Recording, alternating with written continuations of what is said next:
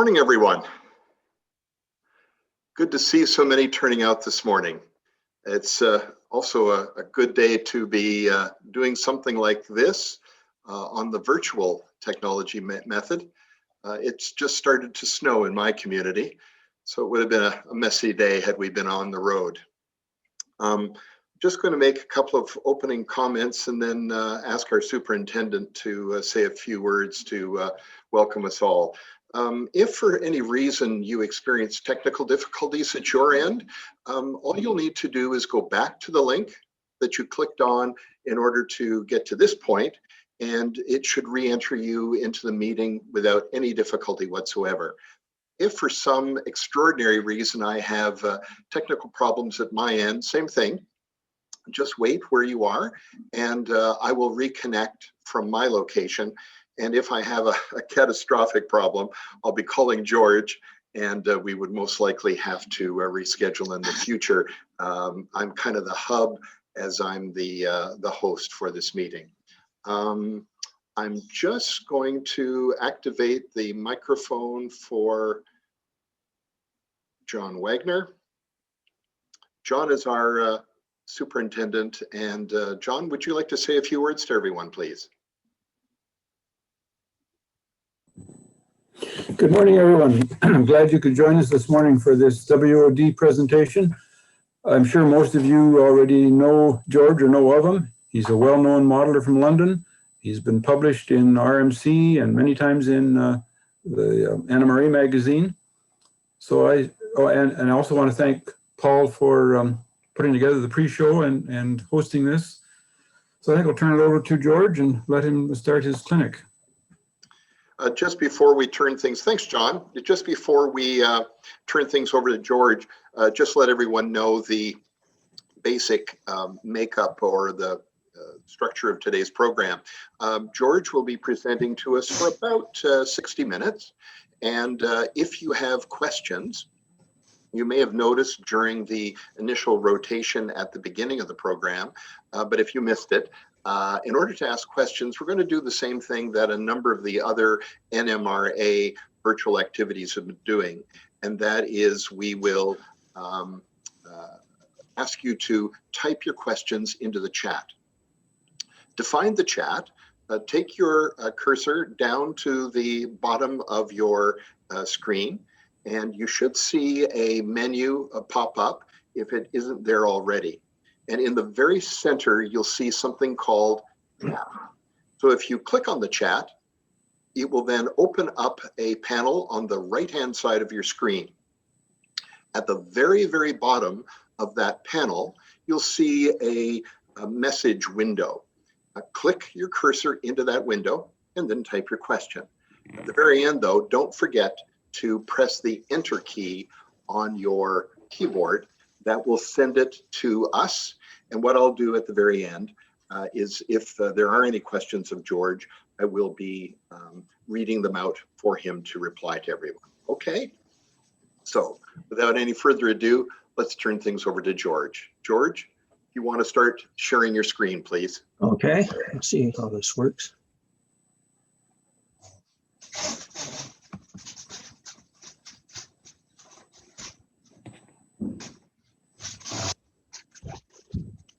Anything happen at your end?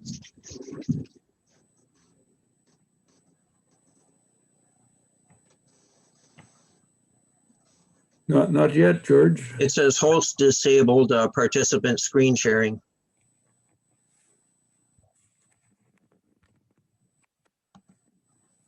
Hello, Paul. Sorry, I put myself on mute. I've just enabled that for you, George. Sorry about that. Try it again. Yes, please.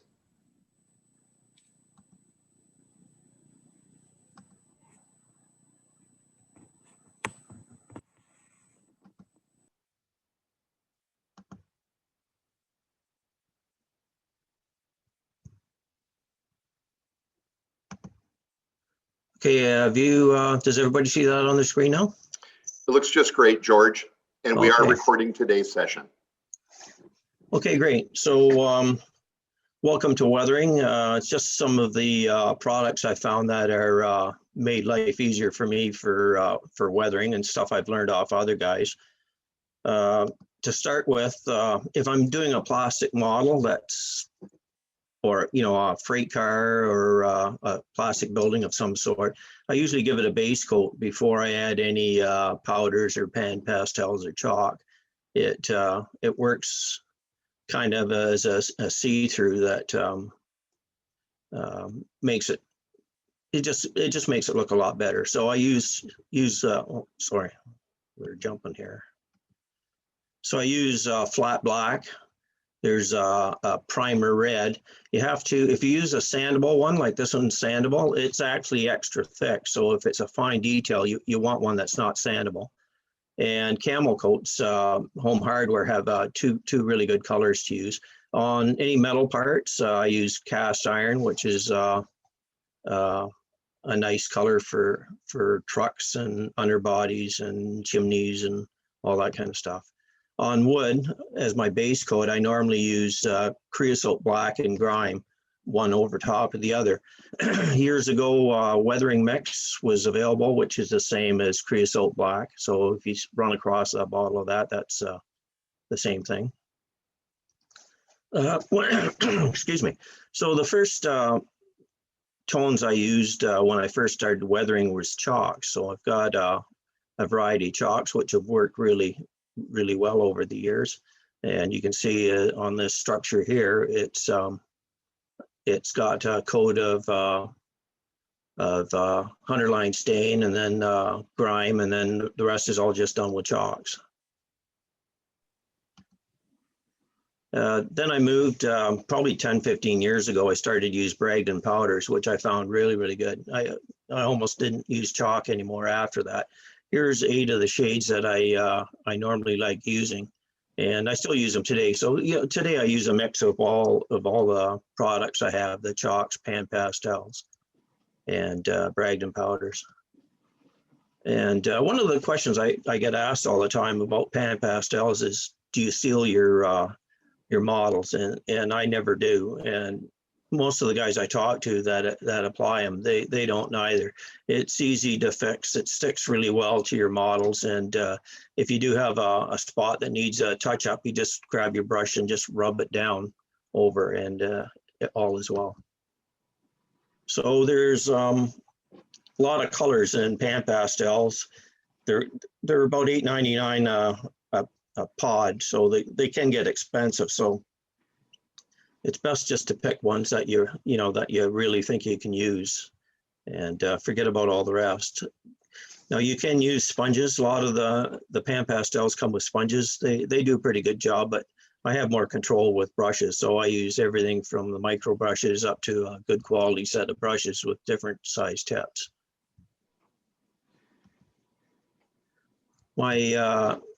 My best color I use is raw umber shade. So if you were only going to buy one color and try it, raw umber shade would be the one I suggest you'd buy and use. It's a dirty looking color, so it just gives everything a dirty look and appearance.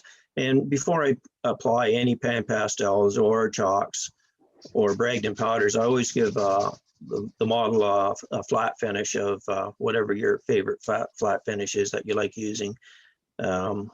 The other thing is, if you're using the primers like Primer Gray or the Auto Body Red, they're good. You don't have to put a flat finish, but pretty much everything else I put a flat finish over.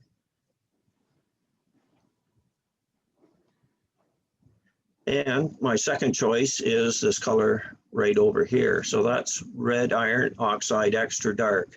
So that's a good color to put over top of a boxcar. If you have a boxcar red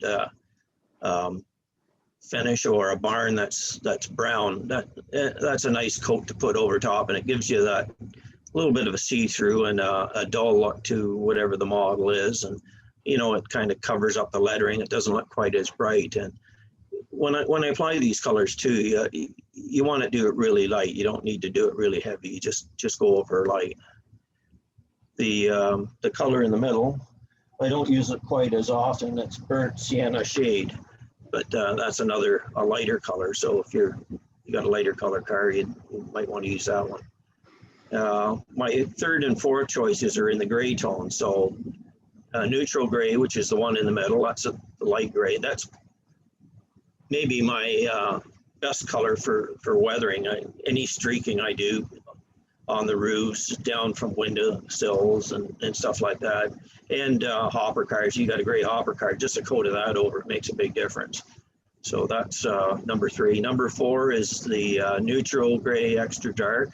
That's my black color. So you don't really want to use a black on stuff, but use a really dark gray. It kind of gives you your best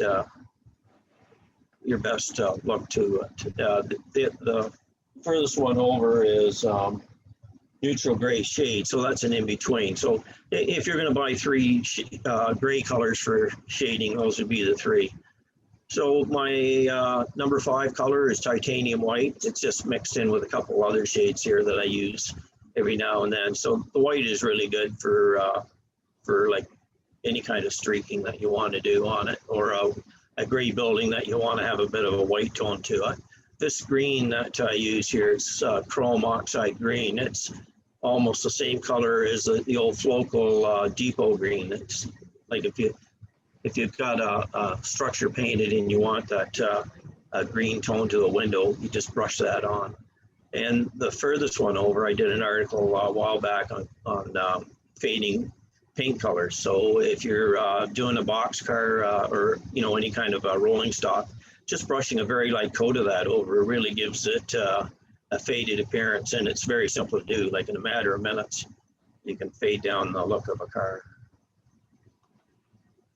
And the last shade is, of course, it's a rust color. It's burnt sienna. I don't use it as much. I kind of use my Bragdon powders. I've got 3 tones of Bragdon rust in the one little container, and they do a good job. But big areas, a lot of times I'll give it a dusting of PanPastels over it. So this is a Walther's structure. All I did, it was built, and that's the coloring that's in the plastic. All I did was give it a flat finish, and those 4 shades that you see there, that's all I used on it to get it looking as it did. And that probably only took maybe 15-20 minutes at the most. So kind of neat what you can do with PanPastels, and you don't want to put it on heavy. So I usually, you can see I've got a white pad here. I just put a bit on the brush, wipe it off on the pad, and then apply it to the structure. One thing with PanPastels, you can wash them off. If you don't like what you see there, you just put it under the tap and it all comes off. So it's actually an easy thing to do, and it's safe. You can always get your structure looking like it originally did. Another is on wood, is using PanPastels chalks on wood, and this is a Foscale kit, and I started out by giving it a coat of creosote black as the base coat, and then from there I just painted on the colors that I wanted. So I've used Bragdon antique iron and red chalk on the lower part, as you can see there. And I just mix them both together. It's just, one over top of the other. They seem to work well blending together.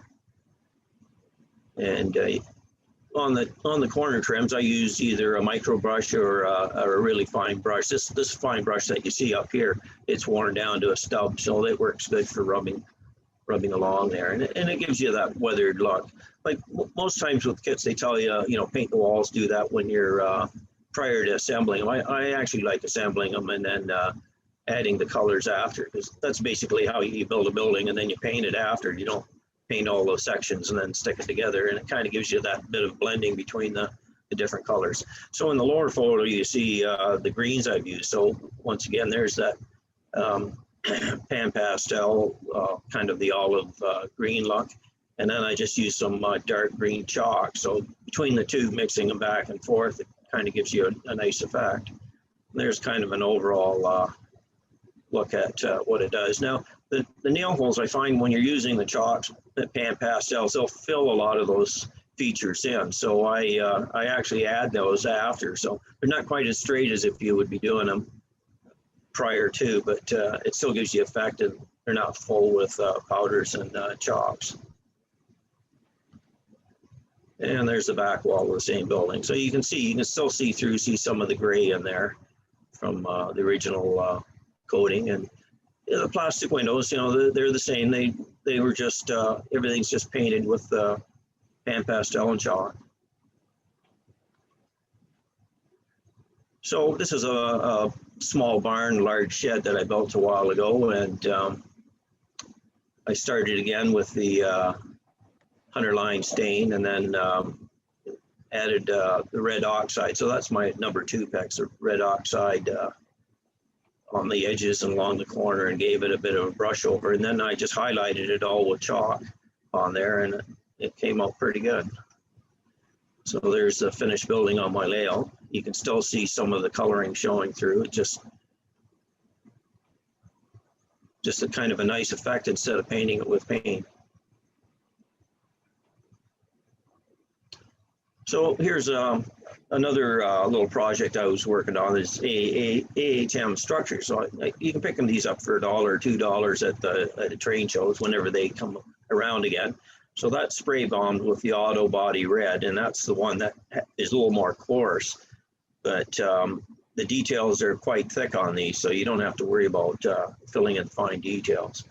And I just painted it all with PanPastel brown, and then the windows, I just highlighted them all with a creamy colored chalk. And we'll take a look here. And that's how it looks once it's all done. The roof was painted black, and the grays tones were used on it. And also my raw umber shade, so that was my number 1 pick. I seem to run that over everything as the final coat, just to give it that gungy look. So this is supposed to be a Grand Trunk, New England station. The station sign is one that I photocopied out of a book and added it on. The colors are kind of like what CN would have had, in that era. So, for $1 a kit with a bit of paint and a bit of PanPastel, you can make a pretty nice little model. So about a year after I built it, I went back, I started highlighting some of the shingles on some of my structures. And I've always done that with the ones that are on strip, because you can just run the streaks down, and then when you put them on, they're random. But on a plastic building, it's a little trickier. So I mixed these 2 colors together. They're graphite and rainy day gray, and then just dab them randomly on some of the shingles. And then this is right over top of the PanPastels and chalk and everything that was already on the roof. You can actually paint right over it. It'll stick. And then I just give it another overcoat, as you can see in the lower picture of this, just with the brush, just go over it again. And that's what you get. You kind of get a little bit of an extra detail on the roof, which kind of adds a bit to the structure. And that was my first version. I did that at Train Fest 2018. No, 2019, I guess it was.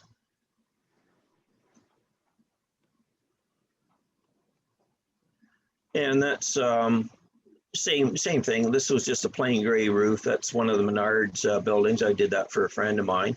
And I used AK stain. That's a rust stain. And I just kind of, even though it's a rust stain, it still looks good on the roof. And I just randomly hit some of the shingles. And after this is done, it still will get a coat of PanPastels over top to blend it all together. So anytime you highlight any of the shingles, they look kind of stark at first, but once you hit it with some of the PanPastels, it blends it right in. Another little project I did a while back, this was in the car magazine a few years back, is I bought an old Atlas water tank for, I think it was $1, and just painted it flat black, and then I just painted it all with, there's no paint here at all, it's all just PanPastel. So there's browns, grays, and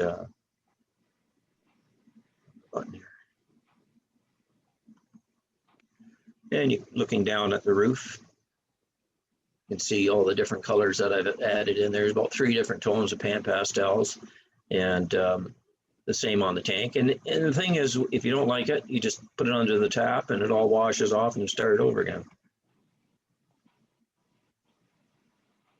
Another view of the lower area.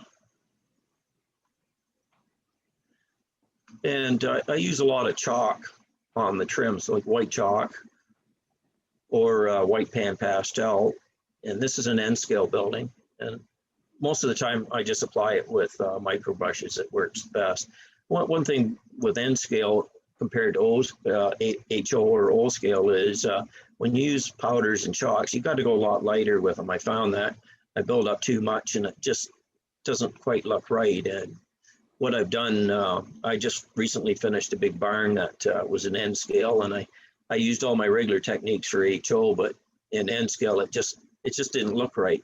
So what you can do once you're done is you can give it, if it's on wood, you can give it a wash with alcohol and India ink over top, or just I just use sometimes lacquer thinner over top of the whole building, and it just kind of makes it all stick and blend in better into all the little details. So that's an easy fix. So we're just looking at some of the other products I use. There's Valero and AK stains and rust engine oil for on some of my engines and rolling stock. Okay, continue on.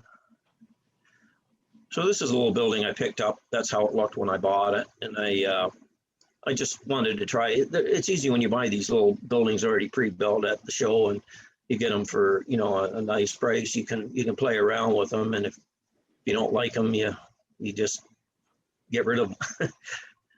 So on this one, I did the doors with AK wood wash over top, and the walls were kind of, you can see they're kind of, I don't know, some kind of a gray. I went over with white and a bit of PanPastel gray, just right over top of what was already on it. I didn't do anything other than putting a flat finish on it, and it really kind of started to look pretty good.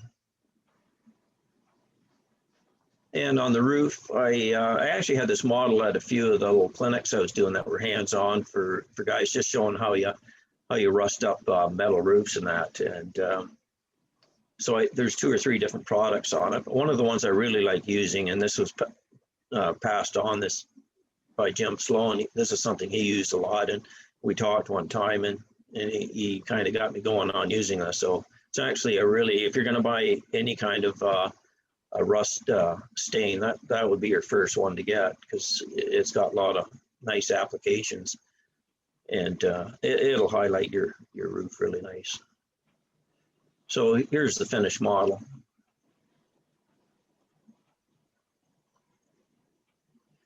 And one of the things that's easy to practice on, like if you're just starting, and I haven't been weathering like buildings and stuff like that, like it's only been 2 or 3 years now that I've actually been doing it, like other than maybe airbrushing over it with dust and stuff like everybody used to do, and add a bit of chalk. But signs for buildings, you photocopy a sheet of signs and cut them out, and you can start practicing doing the rust on the edges, all around the edges, as you can see there. And if you don't like them, you can throw it away. It didn't cost you anything, and just move on to the next one. But all the signs, I like adding a bit of texture and coloring and rust to them. So you can see this is on one of the mills I have. So I rusted up the blue seal sign. And these are some of the signs that came with it. So they're getting a coat of that's Bragdon powders and a bit of acrylic on it. That's best kit. And once it's attached, even I sometimes streak down with a micro brush. That'd be a bit of Bragdon powders that's being streaked down from the edges of the sign. And sometimes if you get too much on, just go over it with a brush and pull it down. You can see one of my other structures with the rusted up signs on there. Now this is a Menards kit that I was doing for a friend of mine, and I rusted up his sides. This sign here is just like a shiny plastic, so it got a coating of Bragdon powders on the edges, and PanPastel blender over there to fade the sign down, but it was kind of curling up on the edges, so I just kind of touched all the edges that were curled up with a bit of rust, and it all kind of blended in, so you don't even notice it. Another kind of sign that you put on structures is a Foscale kit is they give you these cutout stencils, so that you just tape them on the side, and then you sponge in your color. This one's got a white background, and then you sponge on the red, but they have highlights on them, as you can see in this next picture. you can see this is a picture of the model here, and you want to kind of get the edges done in a blackish tone. So you just take a micro brush, a little bit of PanPastel, rub it down the edges, and you kind of get this nice effect. You can get the little bits of black showing through here and there. So that's actually 3 shades. You've got the white, then the red sponged on, and then the black. And on this one, the fish one, you do the exact same thing, but it had a red outline on it. So that was red chalk. Just use a micro brush, just run it along the edge a bit, and you get the sign that you want.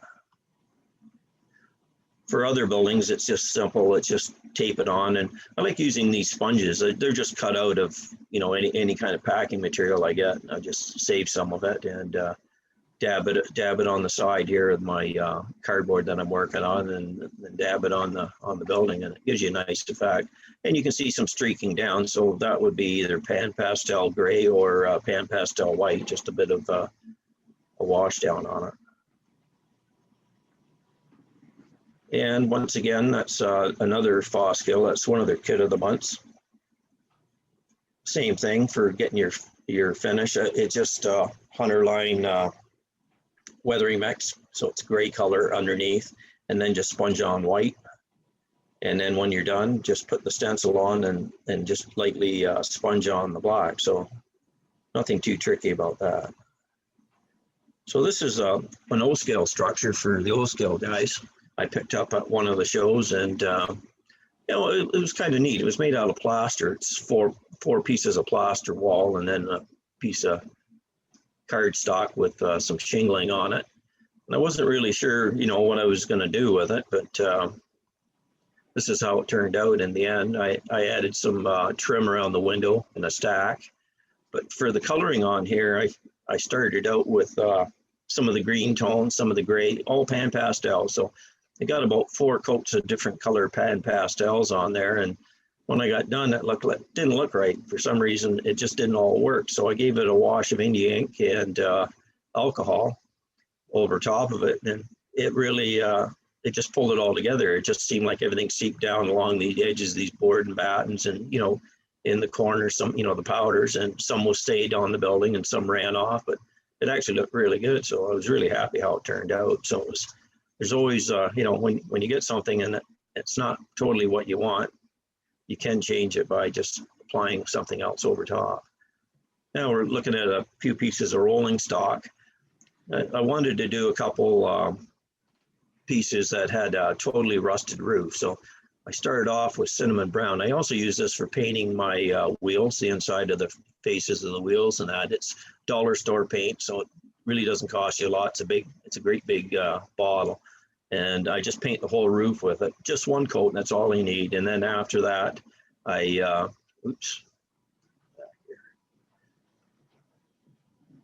So once I get that on I use AK, it's a crusted rust. Now it goes on dark, but it comes out really bright. And I just dab it on spots. And then there's my Valero rust texture that I add here and there.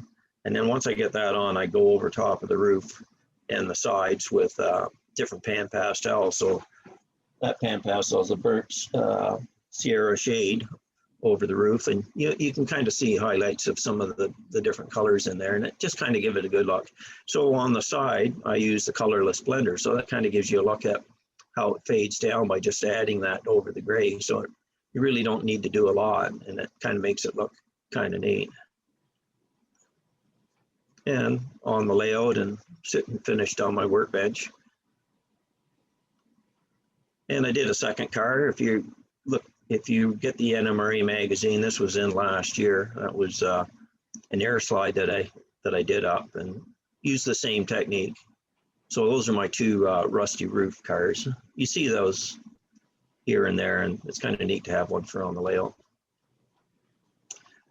So now I moved on, and this is maybe 6 months ago, I did this Athearn. It's a 50-foot patched box car. So the whole car got a coat of flat finish. And then on the roof, what I do over the flat finish is I apply India ink and alcohol mix. So it kind of gives you that oxidized look to it.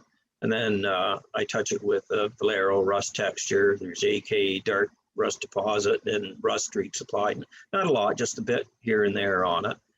And once it's all done, then I go with my #1 choice raw umber shade and give it a coat over it. Kind of can see how the roof looks. Just a few little rust spots on the side. You don't really want to get too much in those clean panels because that should have just been painted recently, so it wouldn't have any rust on it. And there's the model on the layout. So it's a neat little car with, now for these rust spots too, I just use either the Valero rust texture or AK rust streak, and I just dab a little dot, and then I use my micro brush once it's dry, tap it in the metal with rust, and just drag it down a bit just on each of them. So you can do this car in like an afternoon using the acrylics and the pastels, whereas if you're doing oils and that, you have to wait for it to dry between each. Now this is another thing that Jim Sloan showed to me last fall on one of these cars. He had done a roof just with rust texture. So this one you can see it's got being applied to the green. That's the first coat, and that's the third coat on. So once that was dry, then you just go over it with your PanPastels with a bit of the rust or, the browns or whatever. And it kind of gives you a really cool effect without hardly any effort at all. Just doing that roof, even though the car's not finished, you can see I wanted to see how it looked. You can have that done in no time at all. It's very simple.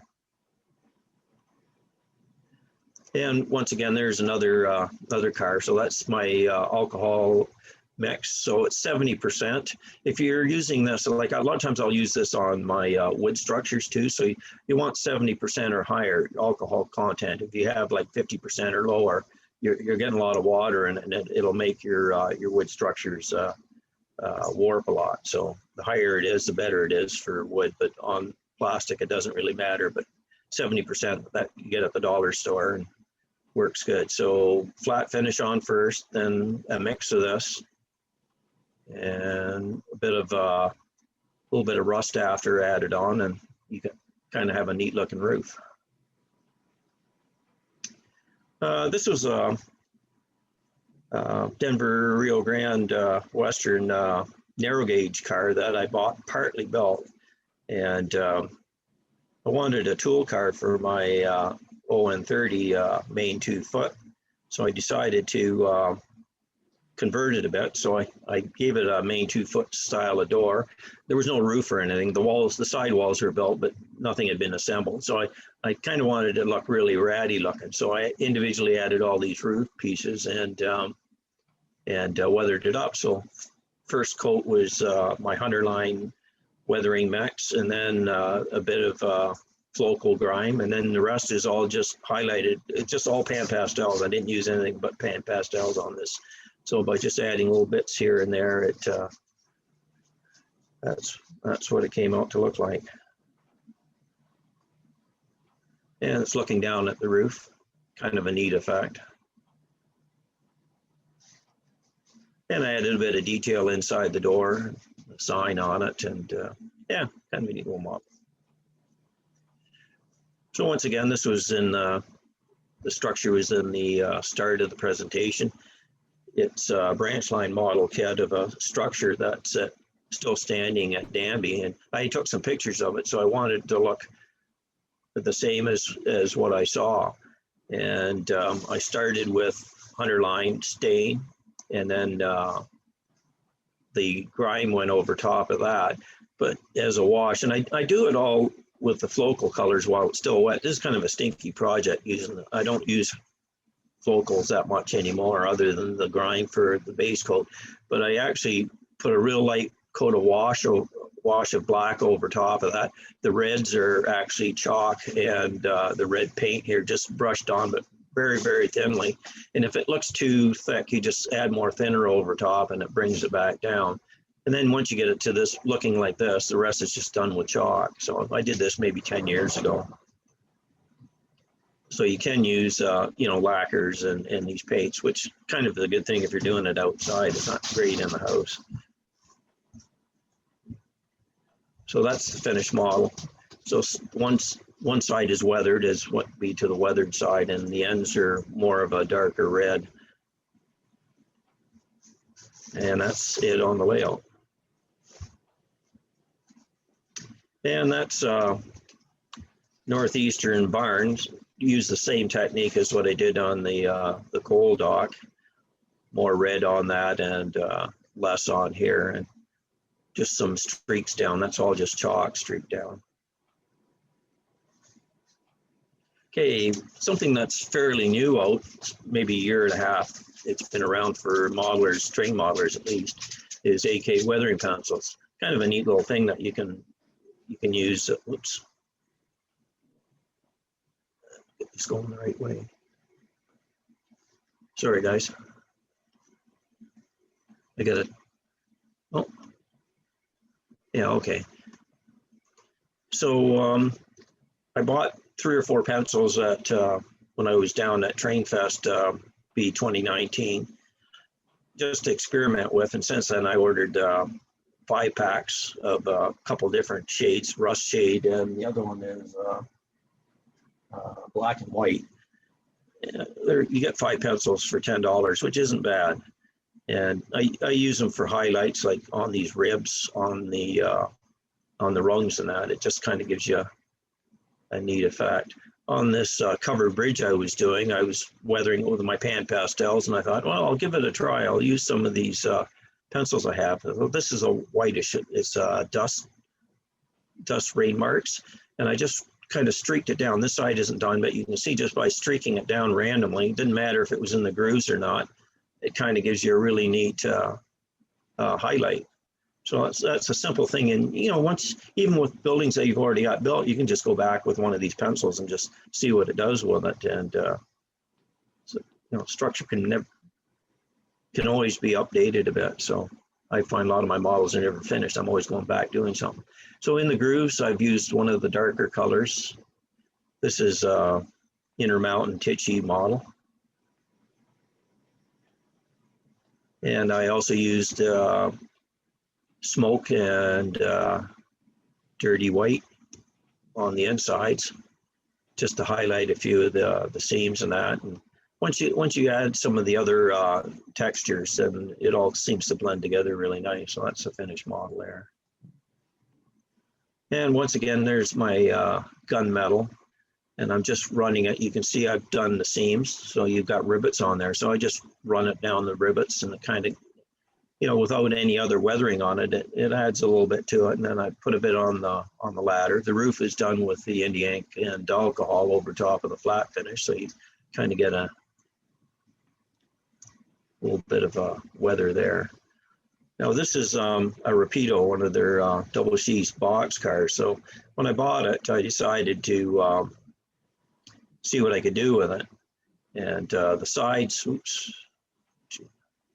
the sides have got some PanPastel brown, so that's my go-to for over the walls. But then I got this new product, which is dark rust, that I'll talk a little bit more about it in a minute. And I actually added on the roofs and, you know, on some of the little spots here. It didn't look bad, but I wasn't totally happy with how it looked. But, you know, it blended in with all the other cars. But about 2 months ago, I noticed this article in RMC where it appeared like this guy had used pencils on his car or something similar to, which kind of stood out so I thought I'd give that a try. And I used the grays and the blacks, and I just ran some down randomly here and there. And I thought the roof looked just too rusty looking, and I wanted to highlight a bit. So that's just acrylic gray, rainy day gray over top as a wash. And I thought that really added a lot to the final look of the car. And you can see all the pencil marks on there. So just by adding those on there randomly, I thought it just added a bit to the look of the car. Another car, that's a Tichy car. What I'm showing you here is I did the roof with gray gray PanPastels on the roof, but it was really, really white looking, and I just didn't like it. So when I was had the spray gun out and I was doing some other spray jobs, I just gave it a real light overcoat of grimy black, and it just toned it right down. So, you know, I guess that one's one of the cars that I actually sealed my PanPastel, because the PanPastel is now sealed on there, but they just toned it right down. So, you know, you can do that too if you find it's too bright. Just a bit of the base coat that you've put on. It could be on the side of a boxcar, your boxcar red or gray or whatever. It just changes it a bit. So here's an experiment I did. I did an article for RMC on the pencils, and I took two pieces. That's a piece of plastic that's supposed to be corrugated metal. Spray painted it gray, and that's actually Campbell siding that I did gray. And then I just took some of the pencils that I just recently had got, and just thought I'd see what they do. And so I started with a rust color on the panel. And what they told me is that with a damp brush, you don't want it wet because it moves it, but with a damp brush, you can run it over top of your pencil marks, and it'll spread it out and kind of blend it in. So I gave it a try, and it started to look pretty good. Then I went back and you know, tried a few different colors on it. Another thing is you can actually, with a damp brush, touch your pencil and then apply it to your model. And there's a bit of dust going on it.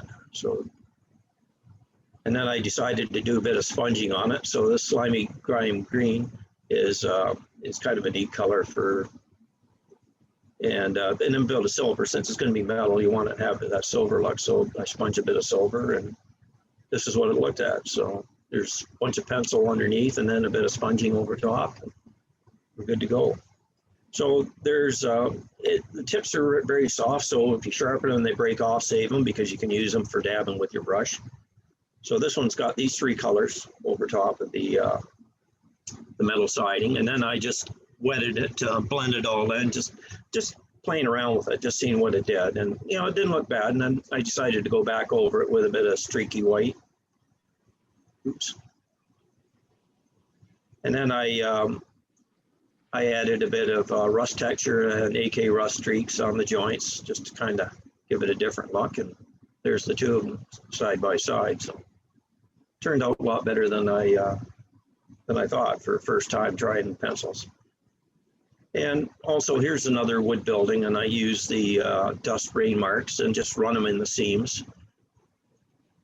And, you know, you can kind of see the marks where they all are, and kind of gives you a neat effect. And that model had been already finished for a few months, and I decided to see what it'll do if I add some of the pencil marks on there. This is a best model freight house. Once again, you can see the streaks. So the lighter white pencils are making marks where the doors would open and close.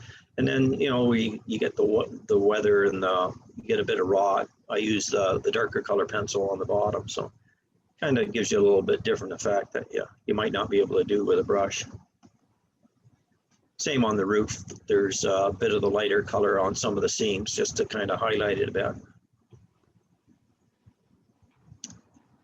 And this is a mill that I bought. Once again, at the show, everything's the same color, and I started out by just sponging some silver on it. Then I used my different products, the rust texture and a bit of the rust streaks. Just dab one over top of the other so that, you know, you see a little bit of both of them. And then I use Bragdon powders, just touch it up and then pull it down with your brush. I do most of that with the micro brush, so it kind of gives you a nice effect on the roof. Then on the walls, being, you know, there was a large area that needed to be covered, and I didn't think the PanPastels would do it on its own, so I used, let's see what color that is. That's Rust Red by Anitas. Anitas you can get in the States at about 80 cents a container. And I sponged that all over the side, and then I actually used some of the rust texture and sponged it over, so there was a base coat underneath. And then I started getting it with the PanPastels, and this is kind of what you get. And then just some of the lighter colors are streaked down for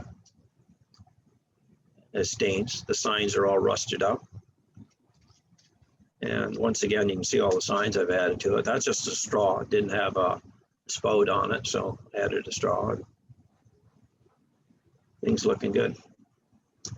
Now, AK, I just found this a while back, has a 3-pack, and it's called a rolling stock weathering set.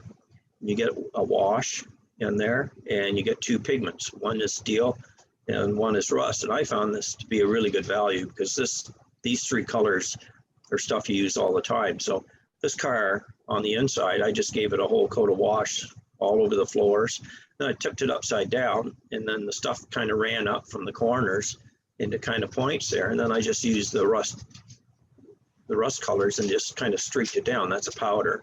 Same with the floor. I did the center area of the floor, just the dark steel, and then a bit of the lighter rust or dark rust around the edges. You can see there's some watermarks in there. I just used the engine oil, Valerio engine oil, and just kind of put it in the seams. And on the underbody, I did the same thing. It was kind of a quick and easy thing to do. So I just used the wash first, hit it with a bit of the dark steel in certain areas where the metals are, and then some of the dark rust. And it actually looked pretty good. That was done in like maybe 5 minutes. And also on the trucks, I used to spray it this cast iron gray, which, gives the trucks a kind of a neat metal look, and then just a bit of weathering on it. But I found just by brushing on this dark steel over it, it gives you the same effect done in seconds without any spraying. You don't have to take the model outside to spray anything. Okay, metal corrugated roof. I found these little brushes that are micro brush disposable, but you can reuse them. They're adjustable. This thing pulls out, so you can get it longer or shorter depending on what you need. And I start off with rust texture over top of the material. Then I use some of the dark rust pigment, the AK that we saw, and I just streaked it down. And then for the final coat, the dark steel over top. One thing I should tell you, the brushes that I use for PanPastels and these pigments and all that I keep them separate from my regular brushes that I use with paint. So you want 2 sets of brushes, one for doing your weathering and one for your painting. And that's the final effect. You can use the same washes and powders on wood. So that same rolling stock set, I began by just giving it a wash on a door that's supposedly metal, but it's actually a wood wall or wood door in the kit. Then I hit it with a bit of dark steel, mainly in the metal area. And then the dark rust is on the edges, around the edges. And I thought it worked out pretty good. And there's the final door. So those 3 products, even though they're for rolling stock, they work good on any kind of metal. Always got little cars and, oops. This rust texture works really good with a fine brush, just adding a few rust spots on the car. It's kind of a really neat effect. And this is just was a cast metal for putting out in scrap yard or out in the field or something. And I just played around with my pencils shortly after I got, and some of my Bragdon powders, I did add a bit of rust texture and a bit of local rust on there, but it was mainly the pencils. And that's what I come up with, just playing around with it. So, and this is just getting near the end here. I've just got a bunch of random pictures that I've just done recently. So there's another Foscale kit, that's Northeastern roofing. So they come with tar paper roofing mainly, all these kits. So I changed it around a bit. So I put some of this Northeast, it's kind of a paper cardboard texture, but it looks like corrugated roofing, and it actually works quite well.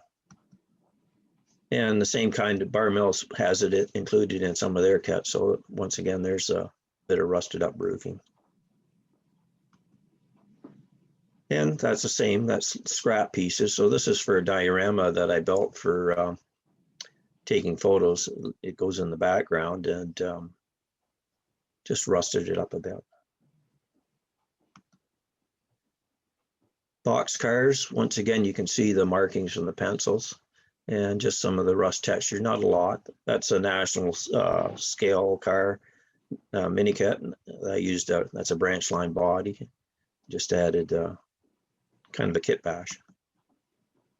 And you find these at the flea markets all the time. Some of these old kits, and this one had some nice steel wheels, trucks, and had Katy couplers on it. So when you see them for $2, it's worth it for the parts. But what do you do with the body after? So I just spray painted it gray. It was a home road car. It under here there's the name of the layout that it was from, and the rest is just PanPastels. Just kind of the browns are dragged over the gray to kind of give it a weathered look. And once again, that's another national scale car mini kit, and that's done with Intermountain car. And you can see some of the rust. All these rust is done with rust texture.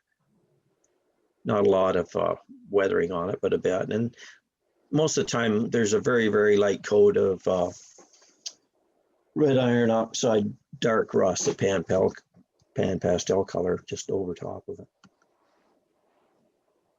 And on engines, one thing that I learned, this is just off a YouTube video that I watched one time, is you get that paint peeling effect on the engines. So this is done with Anita Rainy Day Gray. You just dab it on really kind of with a really wet brush, so it kind of blends in a little bit, and it's just very see-through. And then you hit it with a bit of red in behind, and you get kind of a neat little effect. And then you just dust it over with your Bragdon powders, and you're good to go.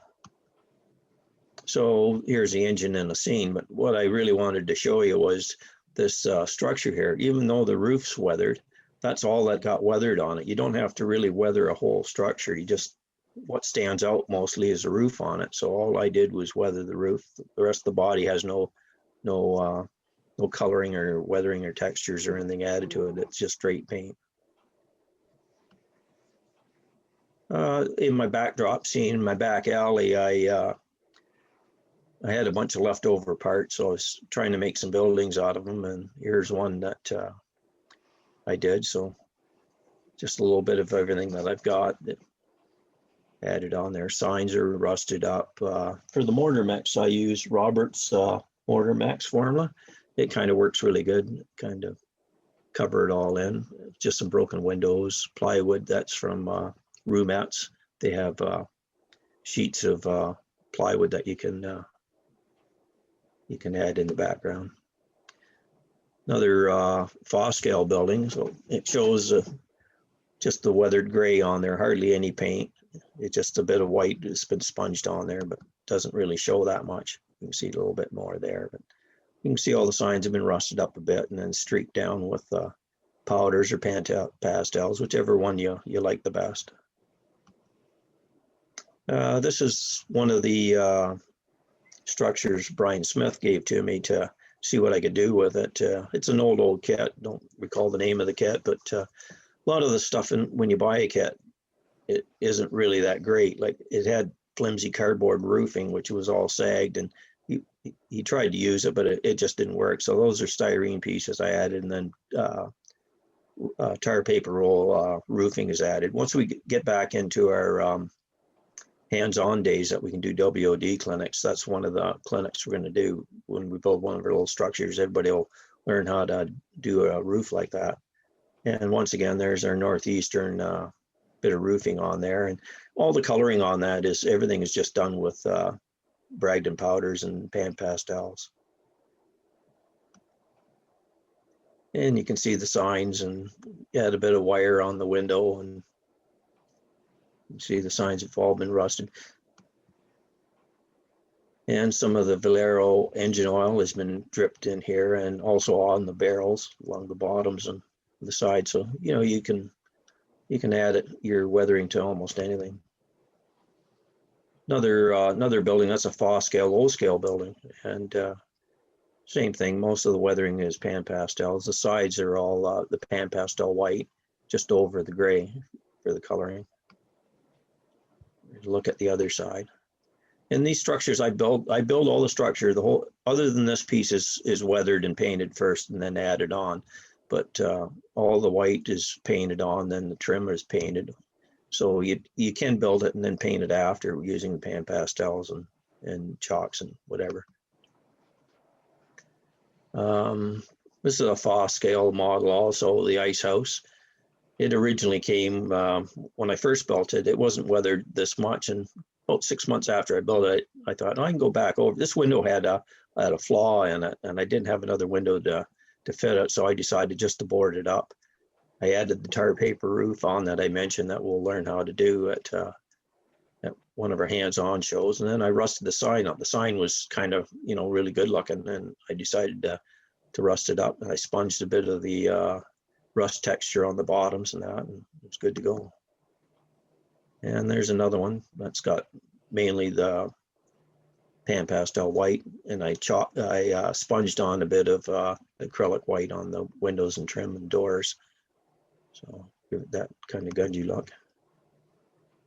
And this is a structure that Brian Smith has got on his layout that I bought at a show. It looked like it was scratch built. I left the windows as they were. They were kind of broken up, but something you'd see on an old mill building. And a lot of the stuff I showed you earlier, there's the rust effects on it. I never painted that. I just hit it with flat finish and then just went with powders and the grays and the whites. So it's all just all the different effects. And that's it. George, thank you very, very much. I think I'm on time too. Yes, well done.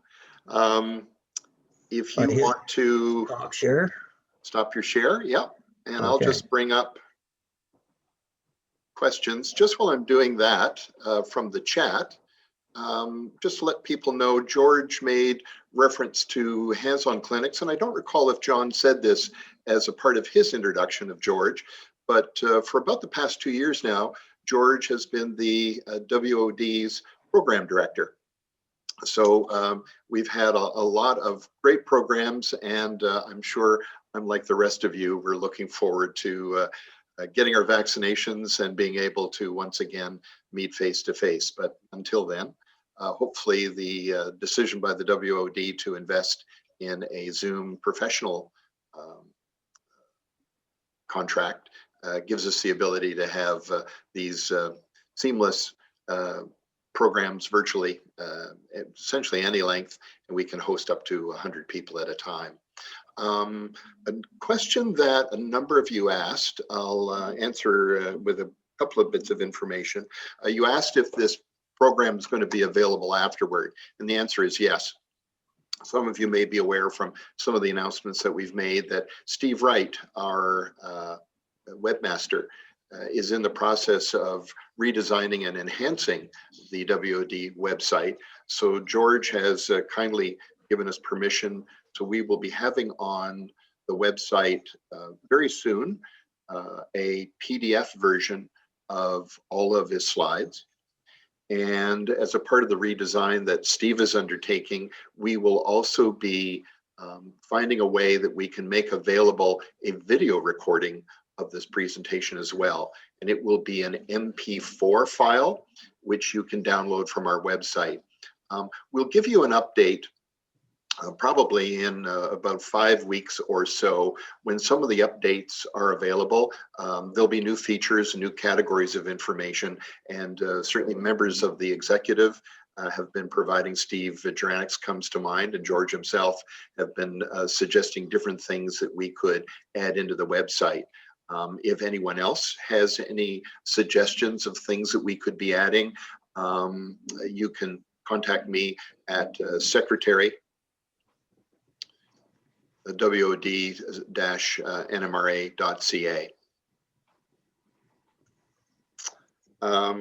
So that's that set of questions that a number of people had. Also, just to give you a little bit of a heads up, if you missed our advertising roll of slides at the very beginning of the program while we were waiting to start, there's going to be another virtual clinic.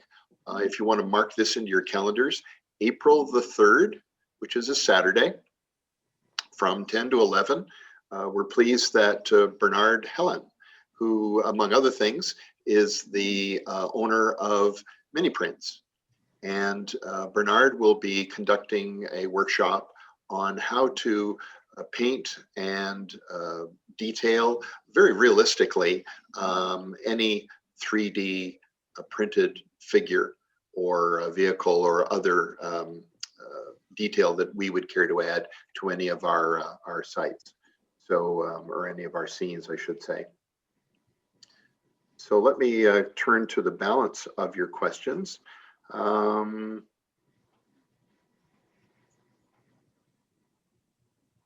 yes, from Steve Wright, who is also our elections committee chairperson.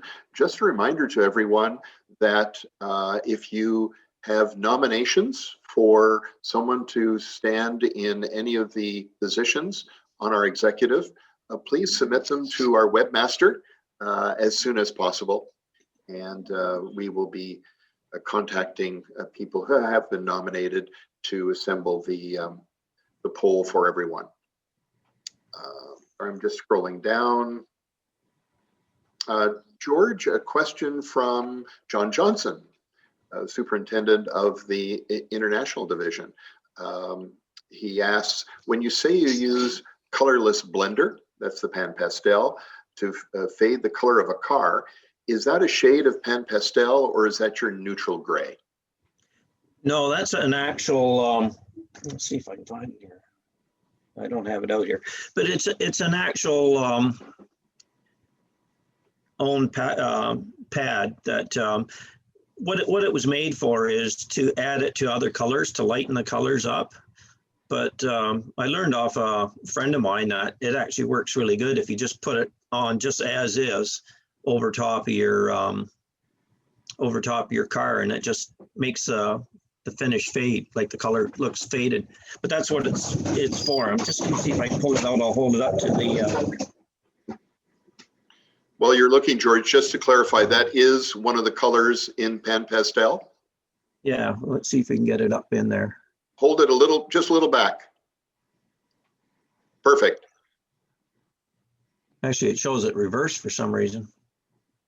You're okay at our end. Oh, okay. So it's yeah, it's its own little pastel pad, and you just apply it right over top with a brush, and you can go as thick as you want on with it or as light. You know, it doesn't matter. It fades it down really nice. And I know Peter and I have been using it. We'll get together and weather a bunch of cars up, and instead of using other products that we have, that one seems to do the job the quickest and simplest. You Thanks, can George. use them on structure walls too and stuff like that. Chris Bramble has a question and a comment. He finds that alcohol tends to turn dull coat white. Do you know if there are any flat finishes that alcohol doesn't react with? What was that again? It turns... dull coat, Chris is finding that the dull coat turns cloudy or white when an alcohol wash is applied over it. And so he's wondering if there are any flat finishes that you're aware of that don't react to the alcohol wash. Not that I know of.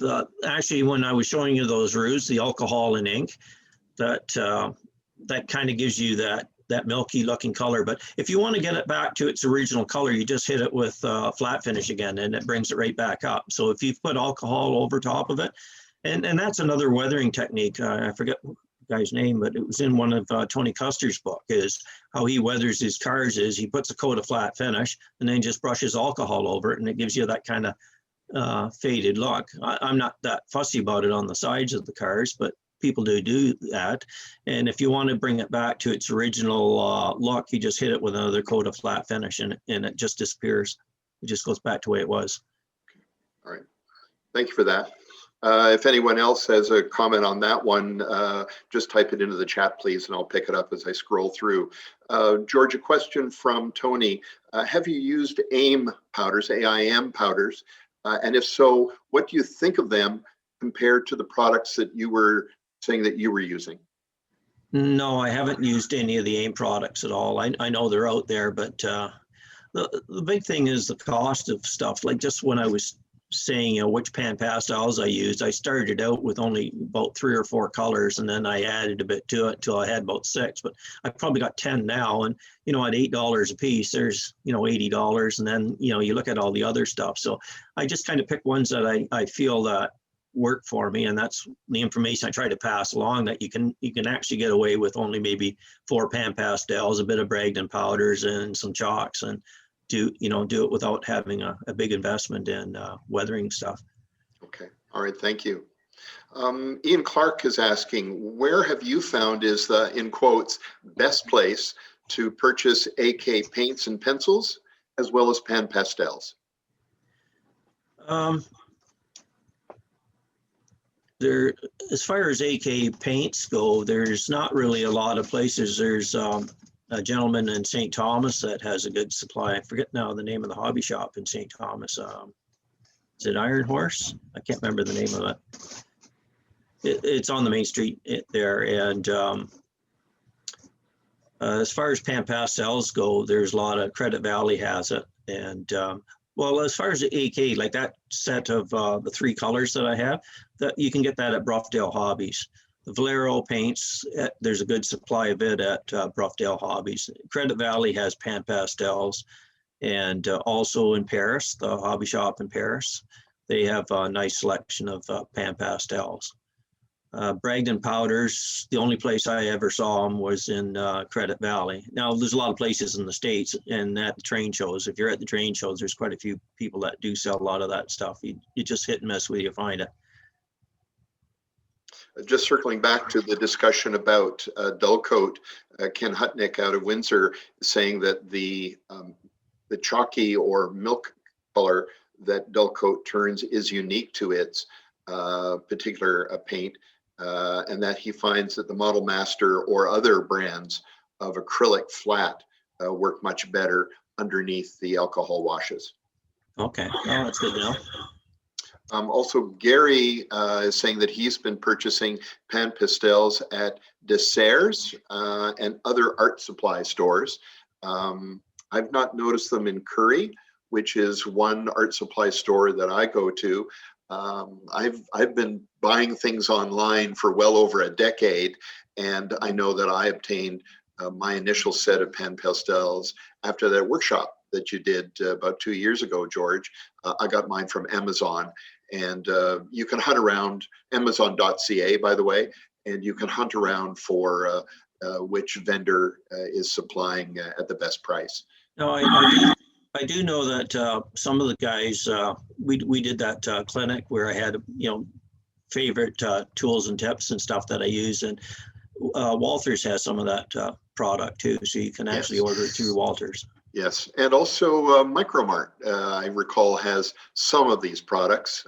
I can't tell you exactly which ones, but I've purchased a few from them as well. Also, Chris Bramble says that PanPastels are available at art stores such as Curry's. I've not noticed them in the one near me, but remember that Curry's has an online warehouse, and you can order from them, much like LCBO, and have it delivered to your nearest store. Amazing what the internet will provide to us these days. Almost like a garage sale online. Just trying to see what else we've got. Yes, Alex is mentioning Curry's Art Store. Also, Railway City Hobbies is the shop in St. Thomas. Right, yeah, that's Railway City Hobbies. He has a very good selection of AK paints and pigments there, so yes, that's a good place if you're looking for any of that stuff. Yes. Also, Alex is mentioning something that I got into a few years ago. He's saying that the pastel pencils have been around for quite some time. They are, of course, a tool used by a lot of artists. So there's a great place to go. And I recall that I found an art store when I used to live in Oshawa that was going out of business. And I had never used any of these kinds of products, but the price was right because they were clearing out. And so I got a number of pastel sticks, and I use an emery board to grind up the powder as I need it, and then just dab it into with a brush to apply it. Which reminds me, there was a question in the queue about brushes, George. What do you find is the best kind of brush, or what range of brushes do you like to use when applying your pastels and chalks? I don't know. I just bought a set of brushes years and years ago, but they were about $15 for 5 brushes at over in Port Huron at the craft store there. I can't remember the name of the craft store now. It's one that's all through the States, and they've worked really good for me. I stay away from dollar store brushes only because they wear down really quick and they just don't seem to apply it as well as you want. But pretty much any hobby shop, if you go in and you get their, their better quality brushes, they'll work quite good. Sorry, just before you show us something, do you like a stiffer bristle or a soft bristle or both, depending on the use? Yeah, these are fairly soft. I'm just trying to see what the name is on these ones that I got. Protege, Protege is the make, and they're made in China, of course. But yeah, they're fairly flexible. I don't really need a very stiff brush. You want something that's kind of soft. Now, for corners on trim and that, I use the micro brushes or a wore down, very fine brush that's wore down to almost nothing, because that seems to put the coloring on good for you. One thing I forgot to mention when I was doing the clinic is on that little mat that I put my paints and dust my PanPastels on. A lot of times for the signs, if I just want to weather it up quickly and I really don't know, I don't want to put any extra rust on, I just rub it on the pad, and you get kind of a neat looking texture on your sign. And the edges are all, when you cut out a sign, there's always that white edge on there. Well, by just rubbing the edges on my work cardboard, it picks up enough of the gunge off there that it kind of hides all that. There's a couple more questions, but just before I read them out for you, would you care to comment about looking at the world and where you get your inspiration for weathering? Because one of the things that both my wife and I love about your work, as well as Pete Mumby's, is the variety or the layering. Could you comment about that for a moment? Most of that is just looking at what other people have done and asking questions. Like on rolling stock and that, probably the person I've asked the most and learned the most is Jim Sloan, and just little short conversations. He's done a wonderful job weathering his rolling stock and, what products he uses. My friend Don James, he does some nice weathering on his stuff, and we get together on a regular basis before COVID. And, I'll ask him, well, what did you do? What kind of finish did you put on this and that? It's a learning process. And I show up at RPM meets and stuff like that. There's a guy in the corner doing weathering. I probably spend more time watching what he's doing and talking to him and looking over his models than I do, anything else. And it's just, a lot of it's just trial and error by, buying these dollar finds at the flea markets, at the train shows, and just, playing around with it. It's easy. There's no stress because you're not worried about buggering up a $50 kit. You're playing around with something that you've only got a couple dollars invested in, and just, see what happens. And I find that there's never really a mistake. It's just, you wash it off if it's too heavy, or you try some of the alcohol India ink mix or a bit of thinner on it to see what it does to it. And then, sometimes you get surprises. I can't speak for anyone else in the call, but my grandkids remind me sometimes we just have to roll up our sleeves and play. That's it. Yeah. You just got to fool around with it all. Just sit there and, look at what it is and what's happening as you apply the stuff. And sometimes you set it down, and like some of the structures that have come back 6 months to a year later, and, kind of figure out something new and try it on the model and see how it works. Returning to members' comments as well as questions, Alex was saying that Curry's is selling PanPastels like grays and earth tones for sets of 5 for $38, which is pretty darn good. Also, Dave has a comment. AK has an ultra matte varnish, which should not turn milky with dull coat. So going back to that earlier question about, is there something else that won't react with alcohol wash? Peter has a question. is there any application that you prefer, either than PanPastels or Bragdon powders over the other? What was that again now? Yeah, sorry, I probably didn't read it right. Or which do you prefer the most? Maybe is the way to ask this. PanPastels or Bragdon powders? I find I get more use out of the PanPastels. There's just, the Bragdon powders are limited with their coloring and how they stick. I find that the PanPastels stick to the models a lot better, and they seem to work better with the coloring, you know, whatever you've put underneath or what you want to put over top of it. If you want to add some AK rust streaks or something, it all seems to work better. But either way, you know, I started with Bragdon powders well before PanPastels came along, and I was always happy with it. But I find that for a lot of the coloring, the PanPastel, especially on rolling stock, it works a lot better. I know I asked you this once before. I tend to handle my rolling stock a lot because I do operations. Do you find that the PanPastels and other of these powder-like substances, do they wear off a lot because of the handling of cars during usage and operating sessions? I guess it depends on how you handle your cars. I try not to handle my cars at all that are on the layout very, you know, but what I do find is sometimes on the edges, if you pick them on the roofs, right on the, you know, too many times, it'll get a little shiny, and all you do is just rub your brush over it and it's gone again, and it'll be good. Like, I'll take cars to shows for displays and that, and I'll take the same cars to 3 or 4 shows, and, you know, with the handling I do, and you know showing them to people and that, they seem to stand up pretty good. So it does stick quite well to a flat finish. You got to make sure you put a flat finish, because one time I forgot all about it and I started putting it on and I realized what's going on here. It's not, you know, it's not staying where it's supposed to stay, and it really makes a difference whether you have that flat finish on or not prior to applying PanPastels. Yes, good tip. Just before, there's a few more comments and questions that have come in, also some suggestions. It's about 20 after 11 according to my clock. How are you for time, George? Yeah, I'm okay. Yeah. All right. We've lost about 10 people over the last little while, but if others would like to listen to a few more comments and answers, I'll keep reading out from what we've got.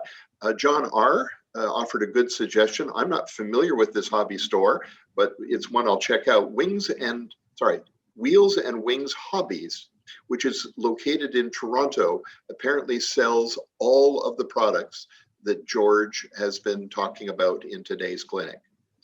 So I'll check out their website just to see if their prices are listed. Question from Pat for you, George. Have you ever used alcohol with the application of pastels, especially on metal castings? No, I've used the PanPastels and all that on metal castings, but I don't recall running any alcohol down it. I would think I'd almost do the same as what I did with the plaster castings and the and on the wood. It would, you know, it would run down and you'd have little markings, you know, wherever the seams are and stuff like that. It doesn't take it all off, but it takes some of it off and, you know, piles it up in other locations. Yes, yes. I think this is second last question. Actually, this is a bit of information for us. PanPastels have an oil-based binder, whereas Bragdon powders have a wax binder, which is why the PanPastels stick better. Interesting. Yeah, you can I've heard mix that. both with alcohol and create your own washes, as well as make them more permanent. Sorry, George. I realized that they both had a bit of fluid in them that makes it, that helps make them stick. You don't notice it at all, but there's something in them. But I didn't realize by putting the, what was it, alcohol over top, that it actually makes it Alex is saying that you can actually mix the powder with the alcohol to create a wash. Okay. And then they stick better once the alcohol evaporates. Oh, well, that's possible, because on one of the barns I did, I ran alcohol over it. It was an N scale barn, just to, I just put it on too heavy, and it just, you got to watch. The smaller the scale, the less you want to put on. And even though I was putting it on light, it just didn't look right. And then when I I gave it a wash of the alcohol India ink over. It was amazing how, you know, how it looked. Yes, yes. I think this is the last one, George. A number of people actually have asked if they can contact you. The one thing, I don't know if John mentioned it during his introduction, but George has been hosting the White River Division blog. And I would suggest, rather than us trying to figure out how to make George's email address available, assuming he's willing, perhaps the better way for everyone who wants to make contact with George would be to Google the White River Division, which is George's blog. And it's a great, great resource, I might say, as well, for all things modeling, as well as essentially a good central hub to find other interesting blogs on the internet. So is that okay with you, George, that people would leave messages? Yeah, that's fine. The other option is to go to our website and look under Program Director. There's an email link there that they can get a hold of me through that.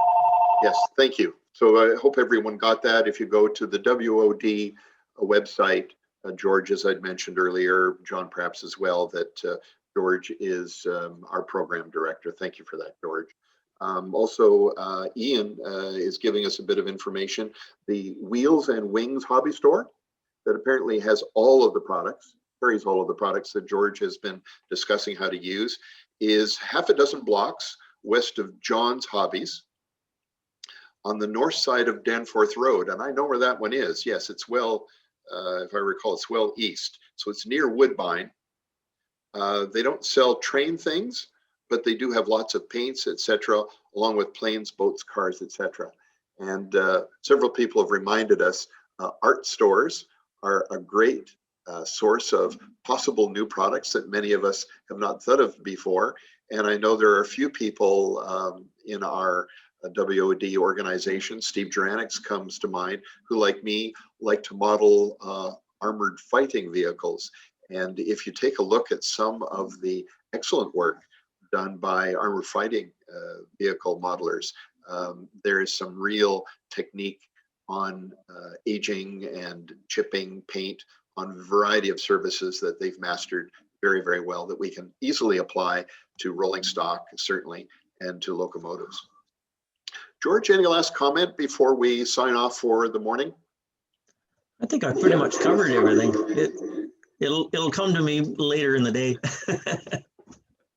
Well, I guess one thing I should probably tell you is I didn't have a slide in there for it, but I should have, is when I work on projects, I always keep a piece of paper beside me and I write down what I'm actually doing to the model, because, you know, a year goes by or a few years go by and I'm thinking, gee, that turned out pretty good. How can I redo that on another model? And unless I have something to look at, it sometimes is hard to remember what you actually did. Actually, for some of the slides, like the big mill building and that, I actually had to look back and see what I actually did do on my notes prior to the presentation. So I appreciated that bit of advice that you provided probably 2 or 3 years ago, and certainly for doing things like mixing up another batch of ballast or whatever it might happen to be that I need to extend into another scene. Keeping better notes is certainly much better than relying on memory, at least. Yeah, I pretty much have notes for everything I do anymore, because my memory is getting worse as time goes by, and it's always good to have something to refer to. Well, and on that note, let me just repeat again that we will be having another clinic on the topic of painting and detailing 3D printed figurines and other details that you can add to your layout on April the 3rd at 10 in the morning. And we will send out a link, of course, as well. But if you want to block aside some time, we will be having Bernard Helen, who in fact runs a graphic design business, so has a great artistic talent, well developed over many years, and also runs the mini prints business, which manufactures a wide range of 3D products. So we look forward to that. Also, if you can send any suggestions for nominations for positions in the executive, we will be closing off that process soon. Please send those along to our webmaster, Steve Wright. George, on behalf of everyone who's participated this morning, at one point we had about 48 people in on the session. Want to thank you very, very much for your time. And I will be sending the PDF of today's presentation to Steve Wright for posting on our website very, very soon. Thank you, everyone, for taking the 90 minutes or so this morning. It's great to see everyone. Great way to avoid the storm. I know it's snowing like crazy here, so stay safe. And we'll be talking to you all very, very soon. All the best. Thank you, Paul, for hosting today. You're welcome. Take care, everyone. Bye now, guys.